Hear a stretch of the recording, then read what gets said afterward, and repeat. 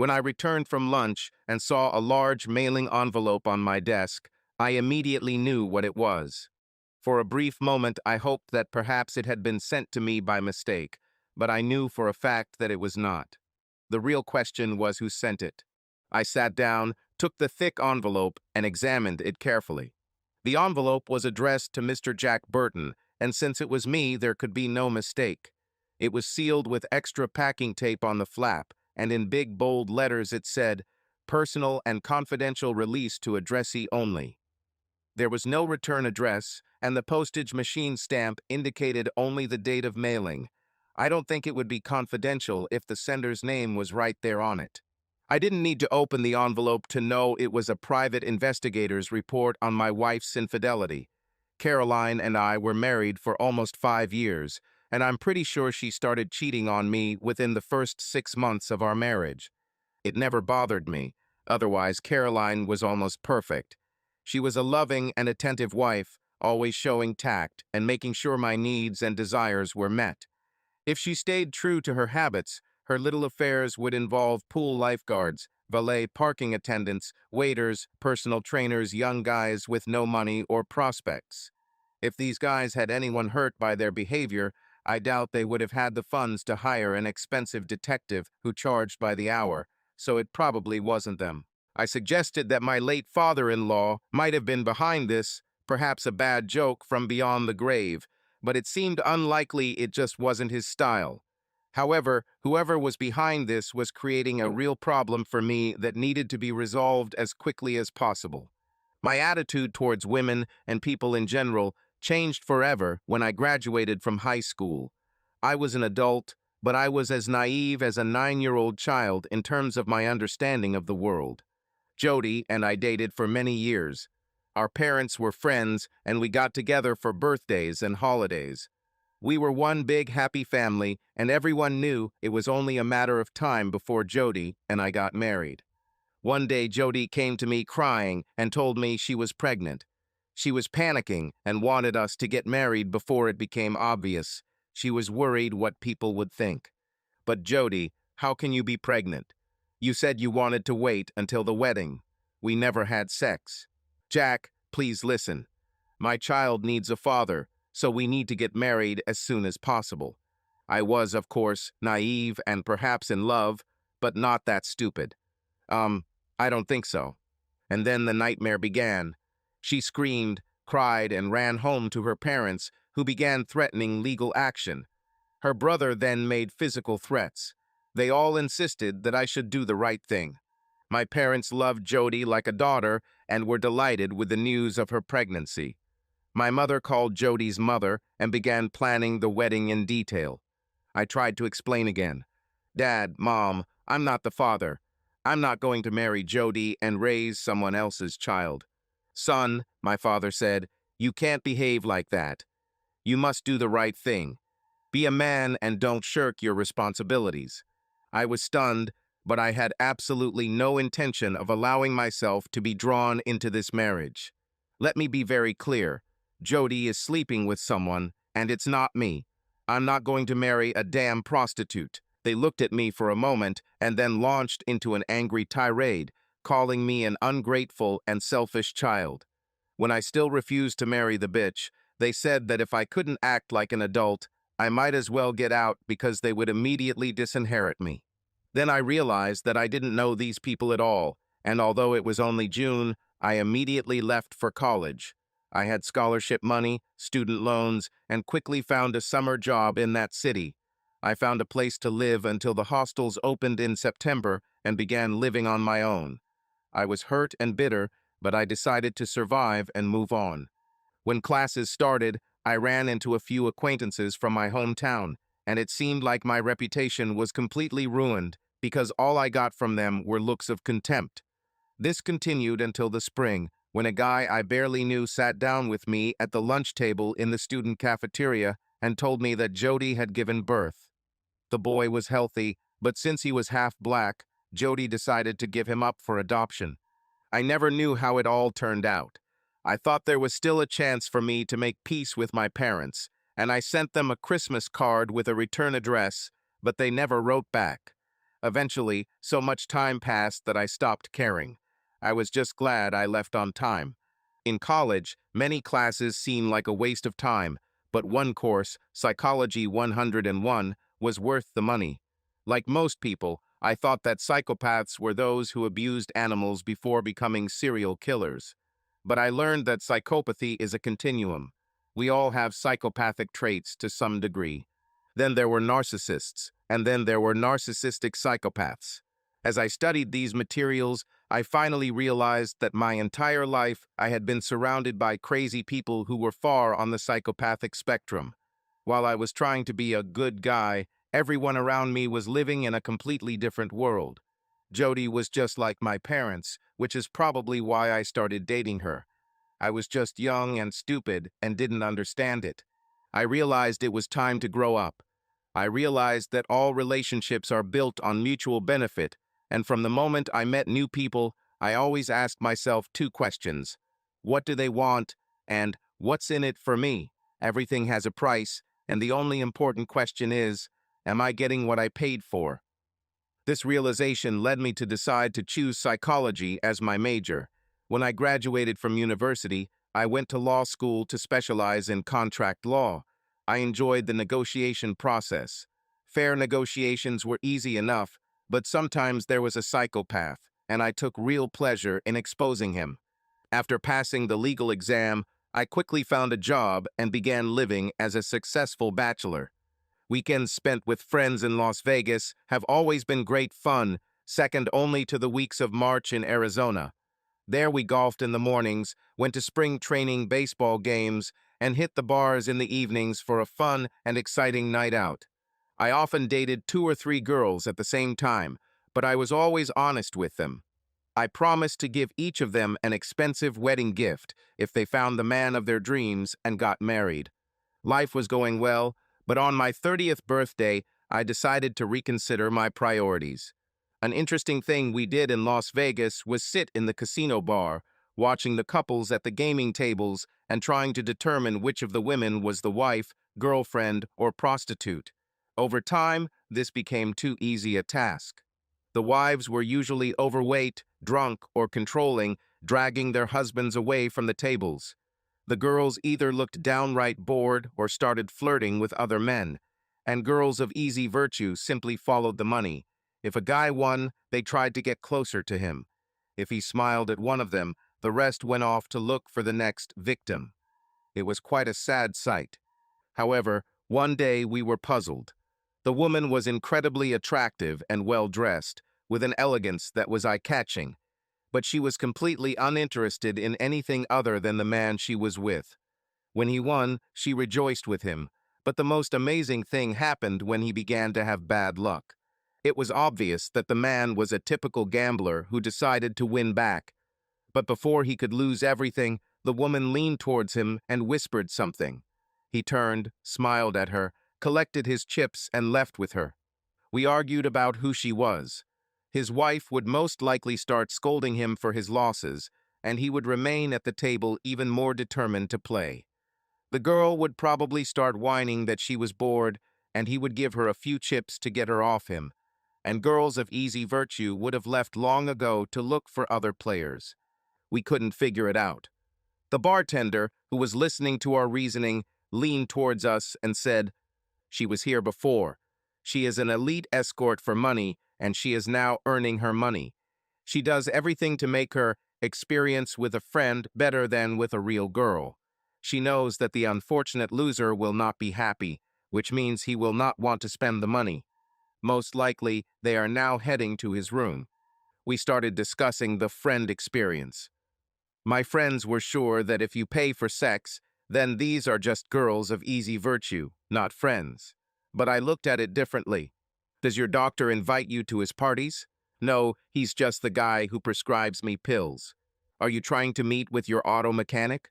This is not funny at all. He does a great job fixing my car, but he's definitely not my type. That's what I'm talking about. Everyone sells something different, and everyone has their own specialization. Honest work deserves fair pay. Honest work, come on. These girls are just playing a role, and only fools buy it. I'm not sure. We all buy a good game. How many people still believe that John Wayne was some kind of war hero? Although he actually avoided the draft, he played his role so well that even the Marine Corps Association named him Man of the Year. It seems to me that in this life, the best you can hope for is to get what you paid for. Just look at how badly wives and girlfriends treat their men. Of course, ordinary girls of easy virtue can be worse, but it seemed to me that this guy was very pleased. If that's what escorting is, maybe I should give it a try. Organizing the meeting was an interesting experience. Everything happened via the internet. At first, there was a public website with a few photos and a minimum of information. Then, after paying the fee, I got access to the full profile of women. The site stated that the girlfriend experience offered by these women also included any additional services specified by each of them. I was supposed to know what these acronyms meant, but I had to Google them. The women on the site varied in appearance. Some looked like typical call girls, not particularly attractive and wearing a lot of makeup. Some were real sex bombs, looking the part. There were also more exotic options. And then there was Amanda. She was an incredibly attractive blonde with a natural appearance. In her photos, it looked like she wasn't even wearing makeup. In addition, she seemed to have certain principles. In her profile, she clearly stated that there could be no vices like tying up on the first date. I thought about booking a full girlfriend experience weekend straight away, but decided it was too much money to risk something going wrong. That's why I chose the night. We corresponded and called each other to discuss the details. We agreed to start with dinner and meet at a restaurant. The restaurant was very popular, one of those places where you had to wait at the bar even if you had a reservation. So despite my 7:30 reservation, I assumed I'd have to tip generously to get a table before 9 o'clock. The room was quite noisy when I approached the reception desk, so I raised my voice to be heard, but as soon as I began to speak, the noise suddenly died down, and I almost shouted. I have a reservation for 7:30, but my guest has not arrived yet. A soft voice came from behind. Hello, Jack. I'm here for you. I turned around and saw an elegant beauty, what used to be called a classy lady, until the term was applied to reality TV contestants. Amanda looked even better in real life than in her glamorous online photos. I may have been mistaken in thinking that the room grew quieter as everyone looked at her, but I knew for sure that the head waiter was impressed when he said, "Your table is ready." And we were immediately taken to the table. I wasn't even given a chance to offer a tip. When we sat down, I looked at her more closely and noticed that she still wore makeup, but it was so subtle that it only emphasized her beauty and did not try to change it. After we placed our order, we continued the conversation we started over the phone. We quickly began to feel comfortable with each other.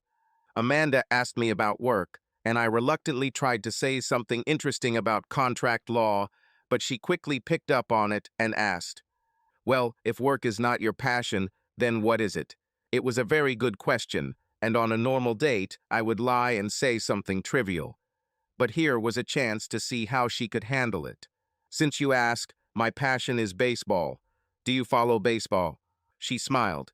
"No, I'm afraid not. But why is this your passion? What is it about baseball that attracts you so much?" Well, she was really good. We didn't talk about baseball, we talked about me. I was impressed and, to my surprise, found myself engaging in this conversation, even though she was clearly faking interest. After a while, I came to my senses and returned the question to her. "Well, do you have a passion? How much do you enjoy being an escort?" Apparently, she had heard this question more than once. She said that she is 25 years old and has been doing this since graduating from college. But you can't call it passion.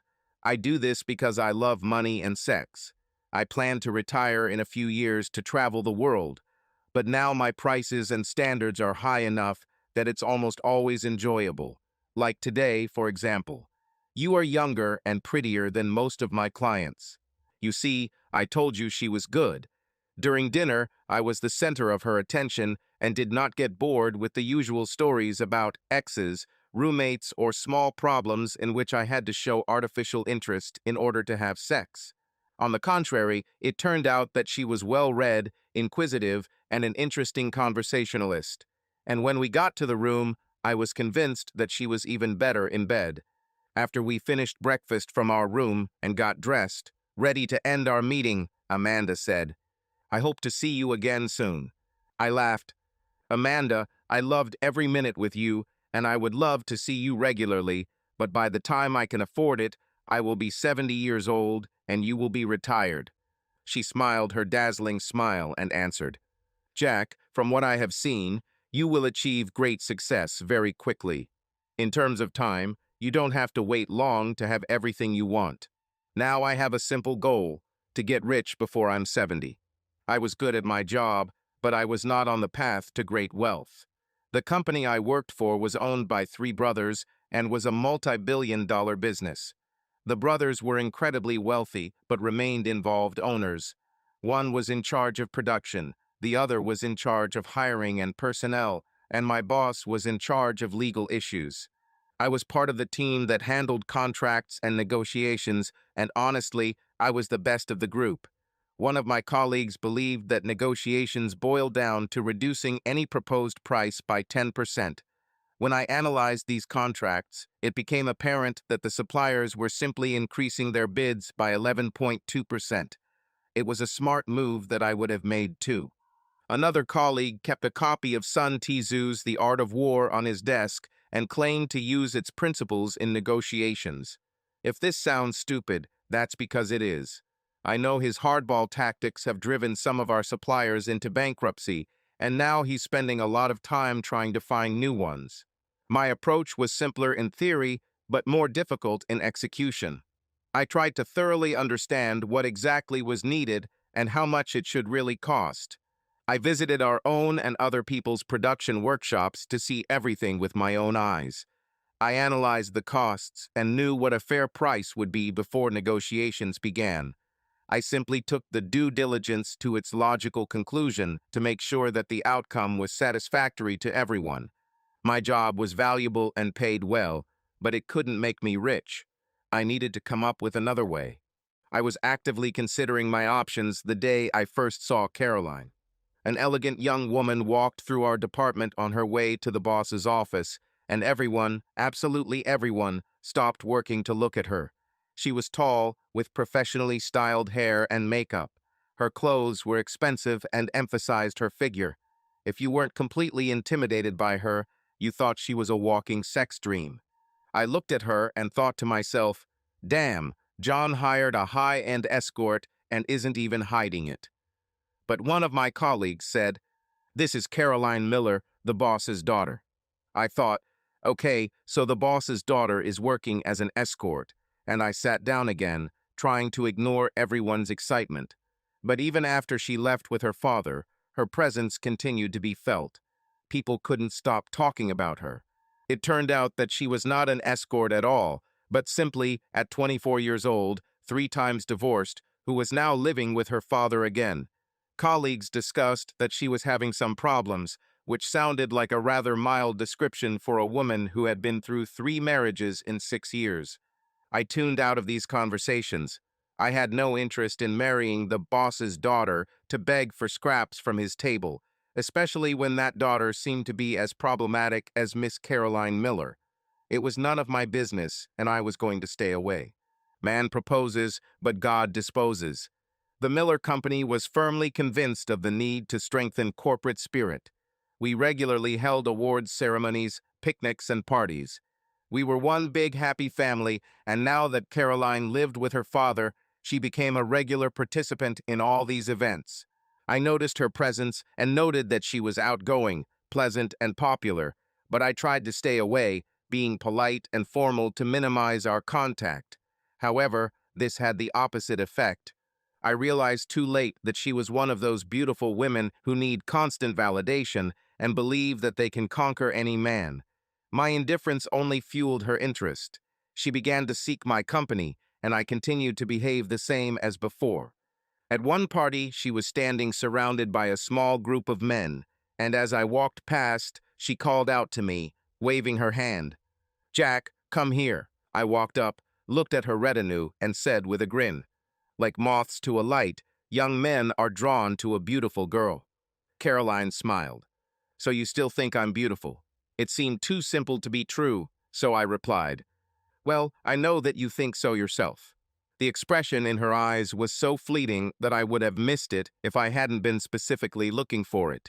I expected to see anger, but to my surprise, she looked hurt. She waved me off with a slight wave of her hand and a fake laugh, and I continued on my way.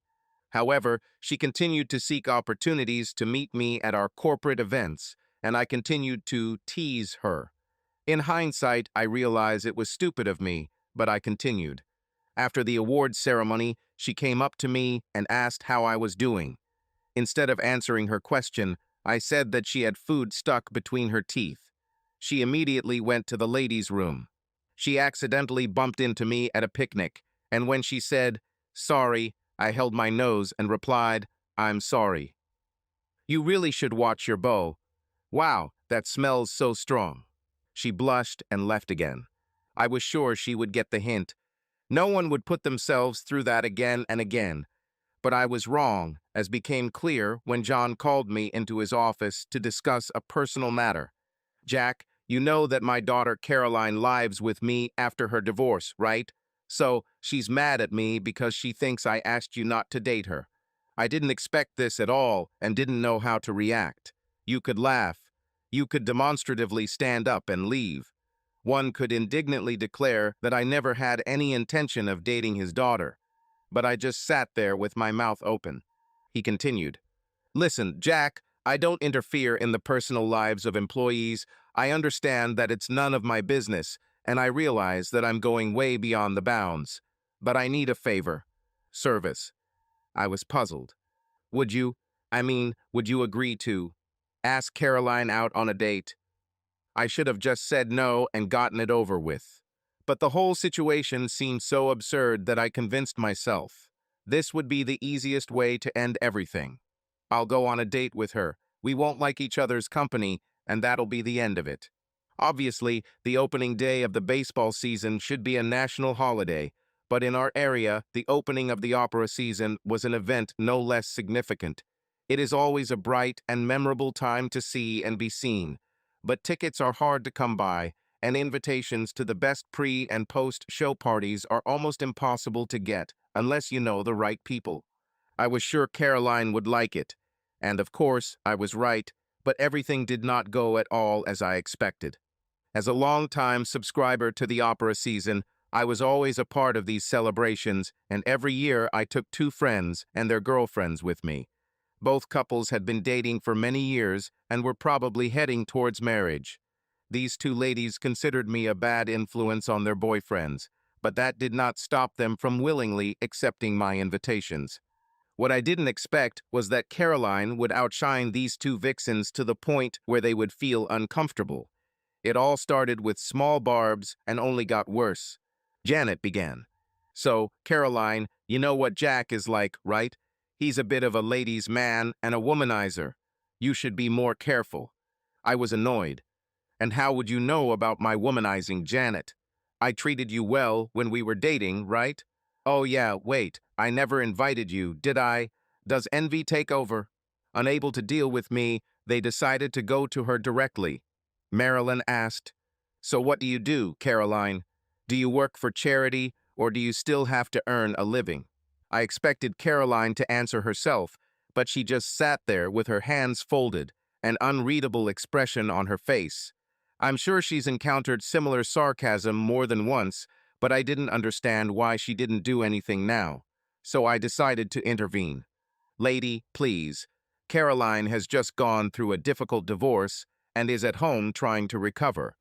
Give her a break, okay?" Everything changed in the blink of an eye. Caroline looked at me with a strange expression on her face, and the two women immediately became her best friends, beginning to sympathize with her and condemn men. Like, she needs to forget the scoundrel and start a new life. She deserves better. It went on and on. I looked at my friends and just shook my head. The group dynamics may have improved, but Caroline's behavior has changed dramatically. For the rest of the evening, she kept looking at me. As we sat in the audience, I turned to say something to her and found her looking at me, completely oblivious to the scene. It was quite disturbing, and I no longer enjoyed the evening. I was starting to worry about her condition. I just wanted this evening to be over so I could walk her home safely. I drove her to her father's house and walked her to the door. "Would you like to come for coffee or a drink?" "My father went away for the weekend." "Thank you, but I probably have to go. I want to thank you for the evening. I hope you enjoyed the opera." "Jack, I should be thanking you. It was a wonderful night. Parties, people, opera. Thank you so much." She opened the door and was about to go in, but suddenly she stopped, turned to me and said, "You know, when you defended me to Marilyn, that was the first time you said anything nice about me." I froze, but she was right. I really deliberately did not say anything good about her, and then I stumbled. "Well then," I said hesitantly, "sorry about that." "Can I ask why?" This was clearly not how I had planned to end the evening. Since I had no rational explanation for why I was so rude to her, we started dating regularly. I discovered that Caroline was indeed as sweet as she seemed, but what surprised me was that despite all her outward qualities, she was extremely insecure. Our time together was almost magical. She truly turned out to be a unicorn, a lady in the living room, a partner in everyday life, and a real fury in the bedroom. She was smart and funny, and always had something interesting to say about almost any topic. Okay, she was terribly wrong to defend the designated hitter rule, but I tried my best to forgive her for it. She was always ready to accompany me if I wanted to do something. She dressed beautifully and looked great when we were out in public. People always turned to look at her, but I never noticed her even looking at other men. She was completely sexually responsive, and I never found her limits. We spent a lot of time together, and she often stayed overnight at my apartment. But I didn't want her to move in with me, and I never asked her to do so. This didn't seem to bother her, and she never tried to impose herself. We never discussed marriage, of course, but as before, she again left her father to do the dirty work. One day, he simply asked me if I had thought about it. I answered honestly that her 3 previous marriages had not been very successful, and that bothered me. Then he gave me a copy of the private investigator's report on Caroline and her 3 husbands, and it was interesting. Caroline got married for the first time 3 months after her mother died from breast cancer. The marriage lasted 6 months. One day she went to a party without her husband and did not return home. Her husband found her in bed with the owner of the house. The divorce was quick and her father took her home. That's when Caroline started seeing a therapist. At 22, she married her university boyfriend. During 18 months of marriage, she had 3 affairs, but she was only caught in the last one. After the divorce, her father took her home again. At 24, she married for the 3rd time. It was an expensive wedding with a long honeymoon in the Caribbean. Her first affair happened right during her honeymoon. The divorce was cheaper than the wedding, and her father brought her home again. This time, Caroline filed for divorce herself, which was interesting, but there was no explanation in the report. I missed reading a lot of the details about her novels. They all started to sound the same, cheap and dirty. Her affairs were nothing more than one-off flings with young, handsome guys. This did not paint a good image of Caroline, and her therapy did not seem to change anything. I assumed that the purpose of giving me this report was to warn me against marrying Caroline, but that was not John's intention at all. Jack, Caroline's therapist, believes that she has attachment problems due to the death of her mother. I tried to be there for her, but it didn't seem to be enough. But since you started dating, I see big changes in her. She no longer has those dark episodes that I saw before. I think you're a good influence on her, and maybe with your help she has a chance. I thought he was crazy and started thinking about how to tell him this without being completely rude. If by we he meant himself and Caroline, I was ready to end our relationship immediately. If he meant himself and the therapist, I would gradually begin to distance myself. I read the report and saw a clear warning in it. But before I could formulate a response, John continued, "I know you don't see any reason why you should become her 4th victim, but I have a proposal." I waited for what he would say next. As a wedding gift, I will give you $5 million in Dow 30 stocks. These shares will become joint property, divided 50-50 if you divorce for any reason at any time. In addition, I will place $25 million in Dow 30 stock in a trust fund that will become yours if neither of you and Caroline file for divorce before your 5th anniversary. Otherwise, the trust will be dissolved and the shares will be returned to me. I believe that if you can stick together this long, there is real hope for the long term, and I would like you to manage what I consider to be an early inheritance. I never considered the possibility of marrying Caroline, and I certainly had no illusions about the situation. I had nothing to offer her in marriage. We only dated because I turned out to be a difficult object for her to charm. Like most women, she just wanted what she couldn't have. Despite her father's faith, if we got married, her insecurities would soon surface again. The question was whether I could save the marriage despite her behavior. It was definitely a risky move, but $25 million is real money that allows you to say goodbye to any problems. And the guaranteed $2.5 million was much more than just crumbs from the master's table. I decided to go for it, but as usual, there were two things I needed to do first. The first is to do due diligence. The fact that she filed for divorce herself for the last time bothered me. If she was unfaithful, why would she file for divorce? Were they both unfaithful on their honeymoon? It didn't make sense, so I needed to find her third husband and find out what happened. The second thing is to complete negotiations with a future father-in-law. The promise of money is useless without a legally binding contract, and as always, the devil is in the details. When I was satisfied with these 2 points, we got married. We first signed a detailed prenuptial agreement that shared everything except that $5 million in stocks and an account that we both contributed to for common expenses. Since this was Caroline's 4th marriage, the wedding was modest. However, it was a beautiful ceremony and celebration. Everyone wished us luck, and some even did it sincerely. I really tried to show Caroline that I loved her and appreciated everything she did for me. It seemed to work. We were a good couple and enjoyed each other's company. But about 6 months after the wedding, I had to stay late at work due to a major crisis. She was furious that I didn't come home on time and basically accused me of cheating. She behaved completely irrationally, but only calmed down after her father confirmed that I had been in the office the whole time. This was a side of Caroline that I had never seen before, but I was sure that it was her insecurity. She calmed down, but something changed in her attitude. I'm sure that's when she started cheating on me. She was careful, but it wouldn't be difficult to catch her. I just never made the effort. I learned from her third husband that the reason Caroline filed for divorce herself was because he had evidence of her infidelity, but never presented it to her or took any action. She found out about this, called him a pathetic wimp, and said that he needed to take courage. She then filed for divorce. I did everything possible to keep our life together and our intimate life as usual. It seemed to me that she took pleasure in knowing that she was deceiving me, and I played the role of a naive fool. I knew that Caroline was completely out of her mind, and I avoided even the hint that I suspected her of cheating. At work, I even purchased a countdown clock that showed how many days were left until the 5th anniversary. The late comedian George Carlin once said that every year 10 golfers are killed by lightning. This joke stopped seeming funny to me when one of them became my father-in-law. Caroline and I had just celebrated our 4th anniversary when we learned of her father's death. This was a real blow to her, and I made sure the trust fund remained intact. The company was in turmoil as the other 2 brothers tried to cope with their loss.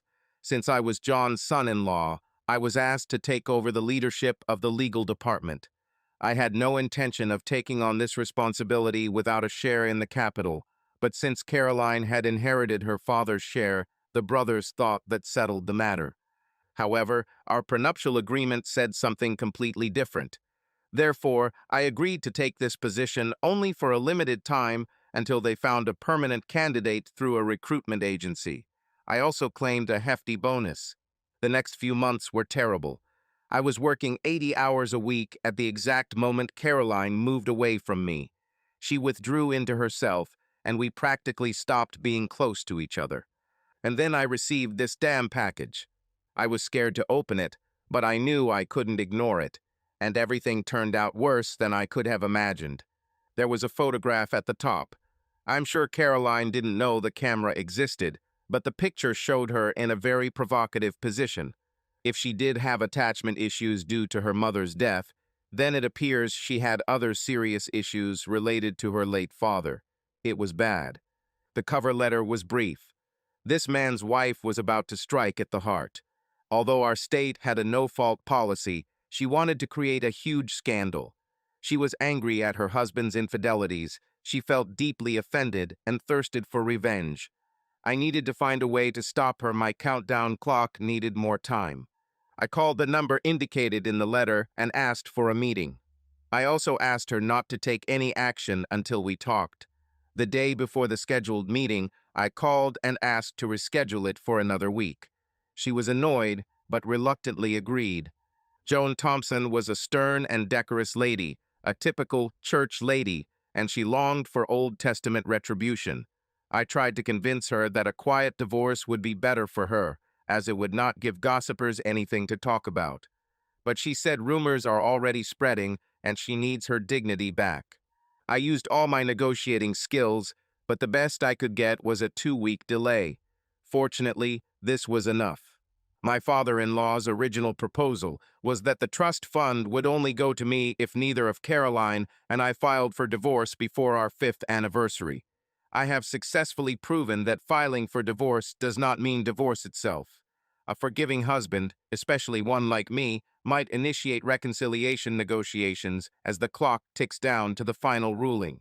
We agreed that if we were still married by our 5th anniversary, that would be a sufficient condition for the trust fund to be activated. A no-fault divorce works like this. The application is sent to the spouse, who has 30 days to respond. After being accepted or ignored for 30 days, the case is filed and the divorce becomes final after 6 months. My deferments worked.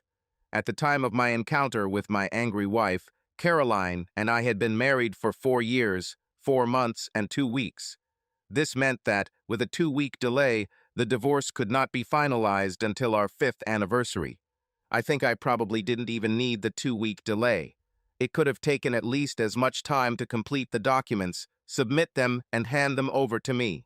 Plus, I had a backup option. I could demand mandatory, but completely pointless, family counseling sessions, which would prolong the process for several more months. Ultimately, none of this was needed. Her father's death changed Caroline. She completely broke down. She simply ignored all the rumors about her romance. She didn't file for divorce, and I didn't plan to either, but the Caroline I knew was gone. We legally separated while waiting for the divorce to become final.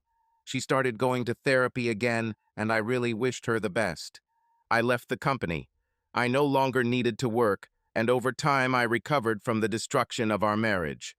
Despite the strangeness of this story, it was a good marriage, and I was saddened by the loss of the bright woman I had once loved. Almost a year passed when I realized that I was ready for life again. I started thinking about Amanda. The site through which I once found her has long disappeared, but I still have her number, and I wondered if it was still working. I messaged her asking if she was available for meetings. She replied that she had retired. I grinned and wrote back to her. "Great, Amanda. It seems our predictions have come true." She called me, straight to the point. "What do you mean when you say that we were both right?" "Well, I'm fine. Thanks for asking." "Jack, I always knew that you would be fine. I had no doubt about this. But what did you mean about us both being right?" "Well, I told you that you would retire before I could afford your company again. And you said that day would come long before I turned 70. We were both right. We met for lunch, and she looked even better than before. She was in the prime of her years and even more stunning. I told her my story and how I became a multimillionaire. She said she had saved enough to feel confident in retirement. She even tried real dating, but none of the men she dated could compare to the ones she served. She made it clear that she was still not interested in a traditional, bourgeois lifestyle. It seemed perfect to me, and I proposed to her. I wanted to travel like her and was willing to pay her to be my companion for 2 years. In addition to the generous compensation of $500 per day, I offered to cover all travel expenses, including room and board. She will be my personal escort and provide an ongoing girlfriend experience. She sat for a long time, looking at me, and then said, yes. Years later, she admitted that she would have gone with me even for free and would not have minded being my real girlfriend even then. But she also said that she would not give the money back. This is how I have it. We had a great time. I always envied the jet setters of the 60s, and we tried to emulate them. I saw security screenings, and we only flew on private jets. Skiing in the Rocky Mountains and the Alps, sunbathing on the beaches of the French Riviera and Rio, sailing in the Caribbean and Mediterranean, sightseeing in Europe and the American West, dining in the best restaurants in Paris and Las Vegas. Good food, good wine, good company, great time. Amanda remained experienced, and the sex with her was great, but I finally realized one important thing. Caroline, as a girl, was doing what is considered a girlfriend experience, similar to a theater production. The problem was that Caroline was, clinically speaking, completely insane. Amanda, on the other hand, despite her unusual profession, was one of the most normal people I have ever met. Sex with her was not a circus, but a joyful experience. She enjoyed it completely, but was not carried away by any perversions. It was a completely mutually satisfying experience. So when she came to me with a proposal after our 2-year journey, I was a happy man. Amanda asked if I was seeing anyone else. Since I wasn't dating, of course, I answered her honestly. She nodded and said that she herself was not dating anyone either. She then suggested making our relationship official so that we would both commit to being exclusive to each other. I already considered us an exclusive couple, so I saw no problem in officially confirming it. But her next idea made me a little wary. First, she handed me her blood test results, confirming that she did not have any diseases, and then she said, "Now that you and I are exclusive, you don't have to use condoms anymore." I paused before answering. Amanda, I've never had sex without a condom. One day, a girl tried to claim that I was the father of her child, although this was not true. Since then, I have never wanted to risk anything like that.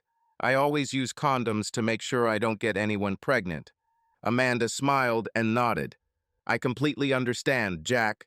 Given my past profession, I have been taking the pill since I was 18 and have always insisted on using condoms. Moreover, I always have a supply of morning-after pills. I don't believe in unplanned pregnancies either. So here's my offer. You can have sex with me without a condom anytime you want, because I trust you to take control of my protection. You can personally make sure I take the right pills every day, and I'm willing to take an emergency protection pill if you deem it necessary. While I would be proud to carry your child, I want the decision about when or even whether to do so to be up to you. I was silent for a minute, trying to comprehend her words. Amanda, are you saying that you want to settle down and start a family? I thought you despised the average bourgeois foundations. Well, not exactly. I mean, I'm not saying that you should marry me or anything like that. Why not? What if I want to marry you? Maybe this is what I would like. In fact, yes. Will you marry me? Obviously, our life experiences had left us far outside the realm of normality, and we never pretended to be a normal couple. But to be honest, I doubt the existence of a so-called ordinary couple. Every relationship requires compromise and change, or as I often say, you're happy if you get what you pay for. Of course, we had a reinforced concrete marriage agreement. I was happy with what I came up with, and after thinking about it, even Amanda admitted that it was more than fair. The essence of the agreement was that if we divorced for any reason in the first 10 years of marriage, Amanda would receive $500 for every day we were married. Essentially, our marriage will turn into a girlfriend experience. After 10 years of marriage, she will be entitled to 40% of my assets unless adultery is proven. If treason is proven, the share will either increase to 50% or decrease to 25% of our total assets. I was disappointed that I couldn't write child custody and alimony into the prenuptial agreement. The court system believes it knows better than I how to raise my children and even obliges me to support any children my wife may have during the marriage, even if they are not mine. However, I plan to create educational trusts and foundations, but only for my biological children. All this may seem like a cold calculation, but I needed this contract to be sure of a happy future. And so far everything is going well. I discovered that sex without a condom was the most intimate thing I had ever experienced, and Amanda and I now have 2 boys and a girl. All 3 are adored and wonderful. Amanda insisted on paternity tests for each of them immediately after birth, even though I said I trusted her completely. But she replied that the reason I trust her is because she never gives me a reason to doubt her. This woman is smart, beautiful, sexy, and wise. We had one serious argument. Well, maybe it was more like a disagreement. Amanda couldn't understand why I insisted on buying a bat, ball, and glove for a 2-year-old, but I argued that if he could already walk, he could start learning the basics of baseball. We take all 3 kids to home games, and we always sit in my seats in the first base box. For now, children are more interested in food than what is happening on the field. However, Amanda seems to be starting to enjoy baseball almost as much as she enjoys opera. Okay, maybe I'm expecting too much. Subscribe to our channel so that your love doesn't cheat on you, and go ahead and listen to the next story, because this story is nothing compared to the next one. If you're under 18, don't even think click to the next one. Click to the next one. Click to the next